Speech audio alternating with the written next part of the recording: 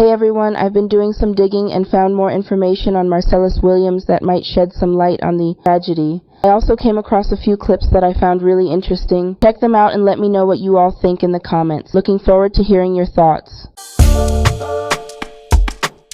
You see, they playing in our face.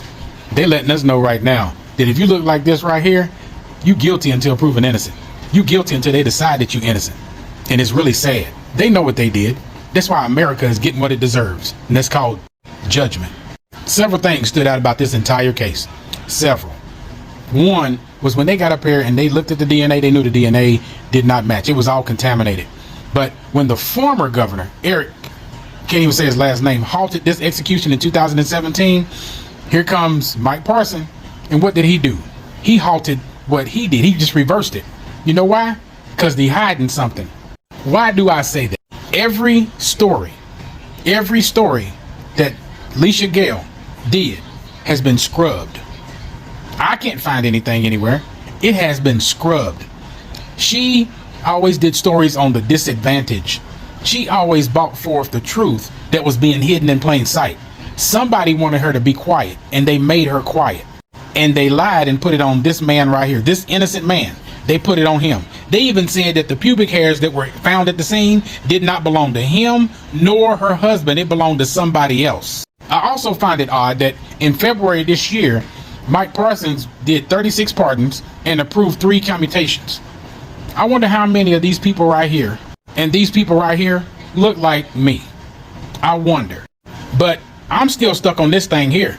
Every investigative story that she has done, you cannot find it anywhere. It has been scrubbed. So my thoughts, the reason that Mike Parsons got up here and did this, not only because Marcellus looked like us, but also something is not right. Something was being talked about. She uncovered some stuff and somebody wanted her gone. They wanted her silent forever. And 43 stab wounds, 43. That was passion. Somebody did that knew her. Not somebody who just breaks in or what. Somebody did that knew her. They playing in our face. Justice? No, there's no such thing, especially for us. There is no justice and no peace. That's why America is getting what it deserves. Judgment. Whoo! I can't catch my breath. I don't want to watch the clock, and I can't go home because I feel like I'm ricocheted with panic. So I'm just sitting in the car for hours at the grocery store right now. But I've been doing my own research. Look, put this together. Okay, when this story first happened, they said that the lady, Felicia Gale, was unalived inside of her home. No DNA was found under her nails. Keep that in mind. No DNA found under her nails. However, they did discover that there was a knife, which is a knife for the for the scene, and then a bloody shoe print. Now, they charged Mr. Marcellus 10 months after. Mr. Marcellus had recently got locked up due to something that was completely unrelated to whatever this crime is right here. They only charged Marcellus because there was an inmate in there who sat there and said that Marcellus admitted to him that he unalived Miss Felicia Gale. Listen, the inmate only said, "I will only testify against Marcellus and get on the stand if you pay me," followed by Marcellus' ex-girlfriend. Followed by his ex-girlfriend. They also stated that they know that this inmate is known to be a liar. Now, said that the ex-girlfriend got on the stand and her story was completely different from the inmate story, but they still pinned this on him. Follow me. Only a person that knows how to semi-clean a crime scene will sit there and say, "Let me scrape under your nails so that there's no DNA under there." I'm not saying it was a husband, but I'm saying it's not the husband. How? And they say that they found the purse or something of that nature. Well, I'm a woman, and I know women get bitter and they get grimy, especially girls from St. Louis. They get real grimy and they don't play fair. Why you take the stand on this man and all of it was bought about a newspaper article, and now you sitting here helping contribute to this man sitting there saying that? So did the ex-girlfriend put the purse in this man's car? Or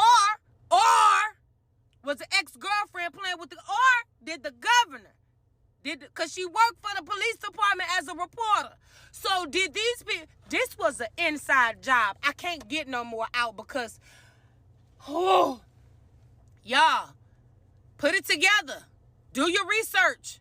Put this together. This is Mike Parson, the current governor of Missouri. He was elected in 2018, and since his election, 12 people have been put to death in the state of Missouri. The 12th person being Brother Marcellus Williams, who was executed at 6 p.m. Central today. I've seen people talk about the fact that, Mike Parson needs to be voted out. What can we do to vote him out? He can't be governor anymore. And unfortunately, I'm here to tell you that Mike Parson will no longer be governor of Missouri after November because he has served his term. He's done. And what's so depressing to me is the fact that Mike Parson, who just turned 69 last week, is going to retire. He's going to retire in wealth. He's going to retire in luxury. I'm not sure what type of pension former governors get, but I'm sure it's a lot of money. Evil people live the longest, so he's going to spend the next 20 or so years of his life on golf courses, at country clubs, on yachts, as the high-ranking official on nonprofit boards, and he will never pay for what he did today. Marcellus Williams has officially been executed by the state of Missouri. Let me reword that. An innocent man named Marcellus Williams just had his life stolen from him by Governor Mike Parsons. Mike Parsons, who had all the caucasity to say that he followed the law and trusted the judicial system. And yet, when prosecutors in that case filed a motion to overturn his conviction and a judge approved it, the Attorney General Andrew Bailey saw fit to interfere and contest that ruling, sending it back to the same judge who then reversed his decision. Mike, if you and the Attorney General had trusted the judicial system like you say you do, Marcellus would be here right now. And why am I not surprised to learn that he is also a former sheriff? ACAB. All day, every day. If our judicial system was fair in any way, shape, or form, Governor Mike Parsons, you would be arrested and charged with homicide right now. Y'all, I reposted this video of this creator who had a theory about Marcellus Williams' case. She was saying, what if it was an inside job? Now, when she said that, I said, you may be on to something. Because this whole case sounds like something straight out of Hollywood. Like a straight-up movie script. Beautiful blonde reporter found dead after being stabbed over 46 times. Whole time, the beautiful blonde reporter was getting too close to a case that could incriminate the whole damn department and bring everybody down. So her police boyfriend decided to be a crooked cop and end it all. And the department in turn decided to show their solitude by protecting him. So they framed some black man and made it almost impossible for him to receive a fair trial. Now 20 years has passed and the murderer is now the governor and refuses to grant clemency because whole time he knows he's the murderer. I mean, it sounded good to me. Because what other reason would you have to continue through the execution on an innocent man, you big beaver-toothed pig? The number one thing I want to say, my father was a very intelligent man, a very beautiful man. He had a connected spirit. Anybody who know about that, I know what I'm talking about. He had a very well-connected spirit and a strong spirit at that. So he went gracefully, he went peacefully, no begging, no pleading, no crying. You know what I'm saying? His time of death was 6:10 p.m. He looked good. He jumped a little bit, but besides that, he didn't seem in any pain. His message was to not uproar, y'all. I don't want nobody rioting, looting, stealing nothing, killing nobody, fighting the police. None of that. We don't need that right now. You know what I'm saying? We're going to rectify the situation another way. They got us on this one, and that's okay, because my father was the best who would have sacrificed for change. So your brother, your father, your uncle, your cousin, or maybe you,